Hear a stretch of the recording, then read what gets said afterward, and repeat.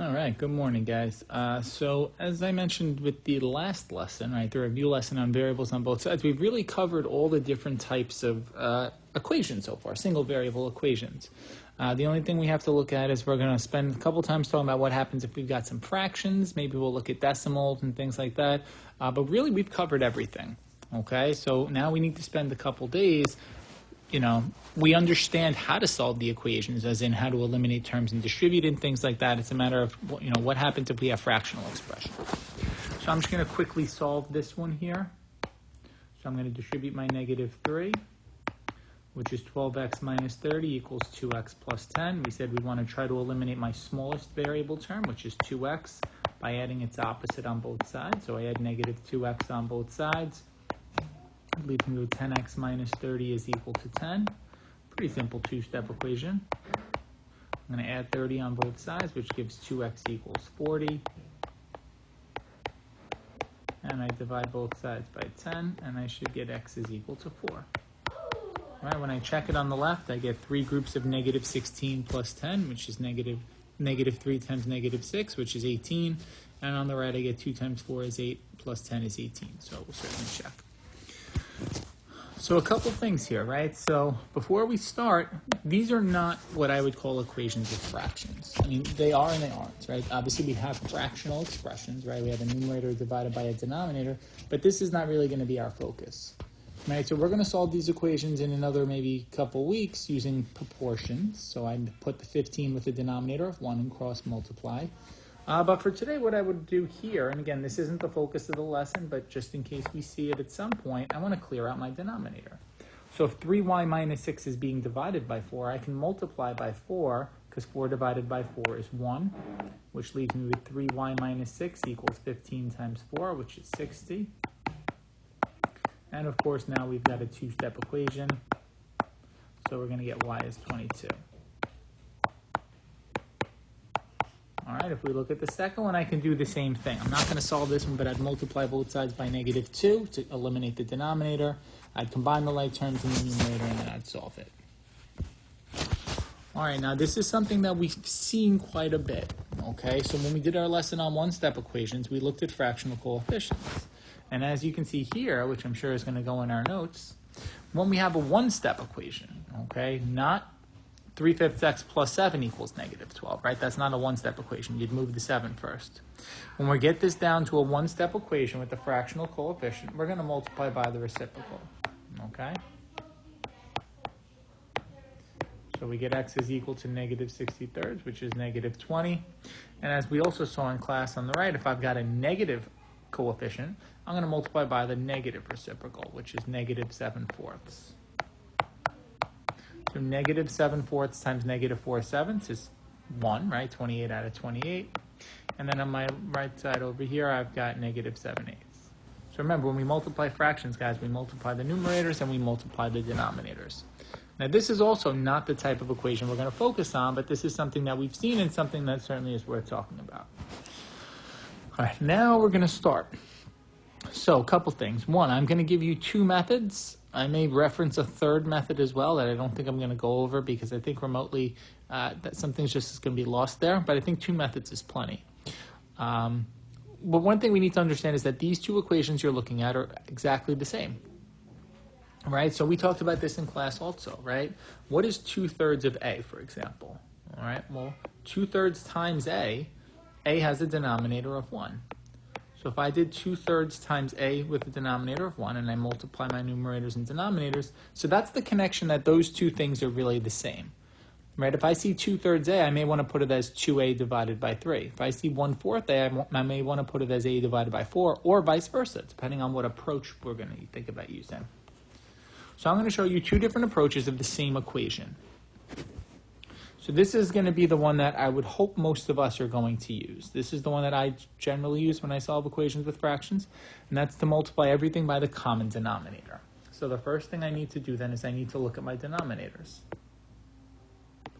So if I was adding fractions with denominators of 3 and 4, my common denominator would be 12. That's my least common multiple of 3 and 4, my least common denominator. Now what that means is I'm going to multiply everything on both sides, everything, not just the variable terms, not just the n terms, by 12, which has a denominator of 1.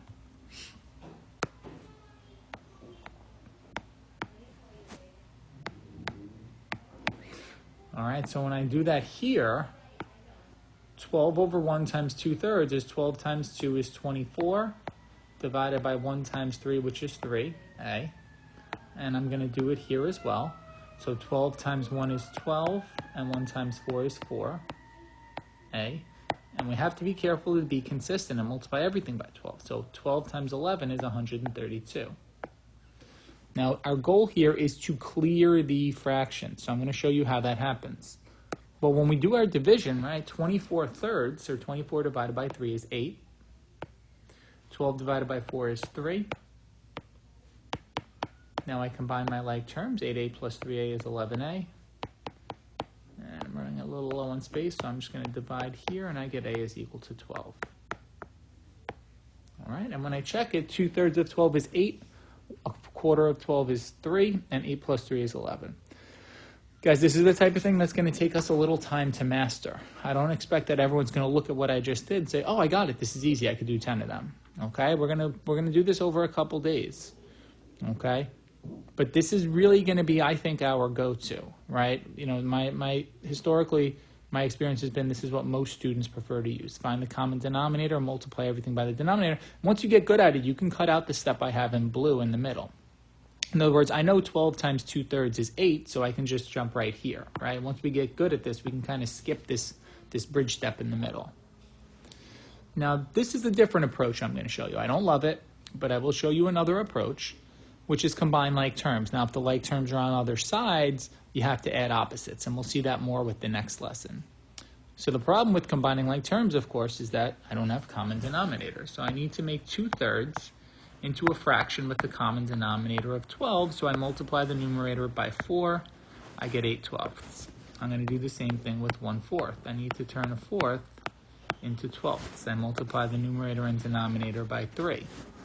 So really, 2/3 A is 8/12 A, and 1/4 A is 3/12 A. So now I can add 3/12 and 8/12 is 11/12. And I'll rewrite. I'll bring it down here. And we just saw a few slides ago that if you've got a fractional coefficient with the one-step equation, we multiply both sides by the reciprocal.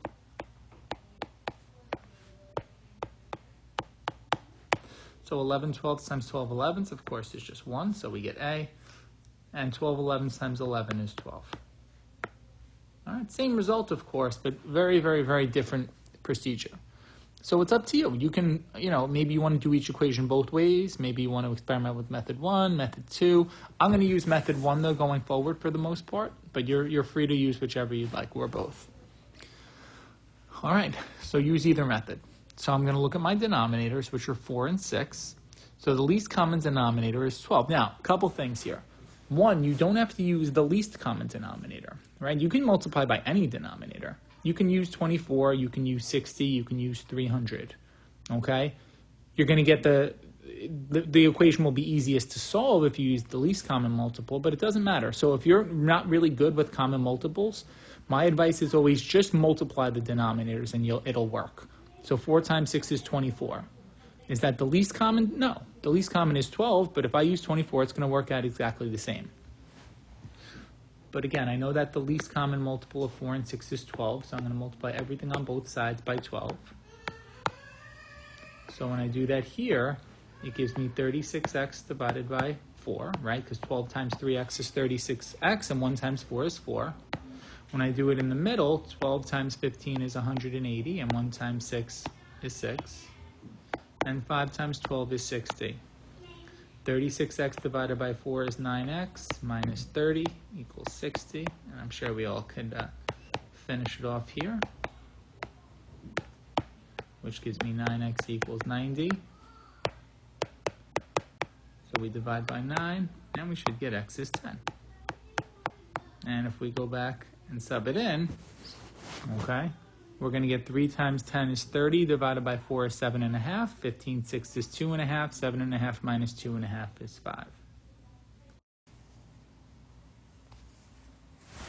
All right, guys, so this is your now try. All right, so I'm going to give you a hint that, well, it's also the product of the denominators, but the least common denominator is going to be 30. So you're going to pause it now so you can try it. And then we'll come back. So I'm going to multiply everything by 30 with a denominator of 1. So 30 times x is 30x. 1 times 5 is 5. 30 times 2x is 60x. And 1 times 6 is 6. And 30 times 4, right? And if you need to put a denominator of 1, you can do that. Is 120, and 1 times 1 is 1. So 30x divided by 5 is 6x. 60x divided by 6 is 10x, so negative 10x equals 120. That leaves me with negative 4x equals 120. And when I divide by negative 4, I get x equals negative 30. Now let's do a check. I haven't done a check yet. Right, so the check really is no different than anything in the past. We rewrite. Right, we substitute using parentheses.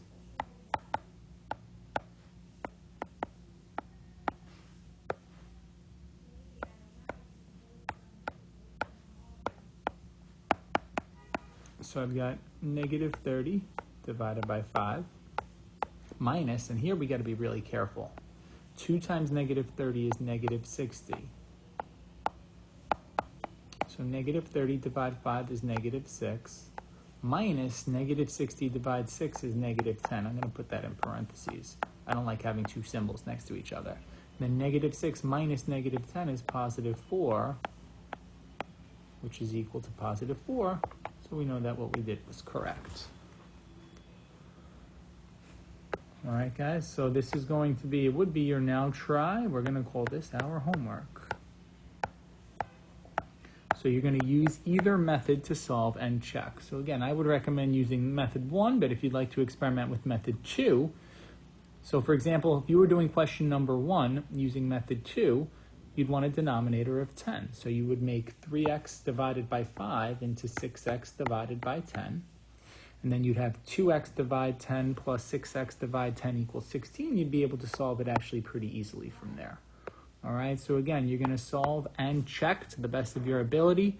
Any questions, it'd be a good idea, as I've said all along, upload your homework or upload your best attempt at your homework and then post a comment there, and I'll be able to get back to you pretty quickly.